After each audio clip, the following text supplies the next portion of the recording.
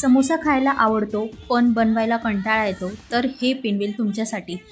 जर समोसाची टेस्ट तुम्हाला हवी असेल आणि ते पण कमी झंझटमध्ये, तर ही पिनवेल रेसिपी एकदा नक्की ट्राय करा. सगळ्यात अगोदर 1 वाटी मैदा घ्यायचा आहे, त्यामध्ये थोडेसे ओवा, चवीनुसार मीठ घेऊन थोडं मोहनसाठी तेल घालायचं आहे. सगळ्या गोष्टी छान मिक्स करून घ्यायच्या आहेत. थोडं थोडं पाणी घालून मस्त असा घट्टसर डो तयार करून घ्यायचा आहे आणि याचे आपल्याला 2 असे मस्त पेढे तयार करून घ्यायचे आहेत. तर एक एक आपल्याला हा पेढा लाटून घ्यायचा आहे. त्यानंतर आपल्याला याची मोठी अशी एक चपाती लाटल्यावरती तिच्या चारही कड्या ज्या आहेत ना, तर त्या व्यवस्थित अशा कापून घ्यायच्या आहे आणि मस्त अशी ही पोळी, त्यावर आपल्याला मस्त बटाट्याची भाजी लावायची आहे, जी आपण पराठ्याला बनवतो ना, बटाटे, चटणी, मीठ वगैरे सेम तीच भाजी बॉईल केलेल्या पोटॅटोमध्ये आपल्याला ही बनवून इथं मस्त लावून घ्यायची आहे आणि कढायला थोडंसं पाणी लावून हे चिपकून घ्यायचं आहे छान असं व्हिडिओमध्ये दाखवल्याप्रमाणे.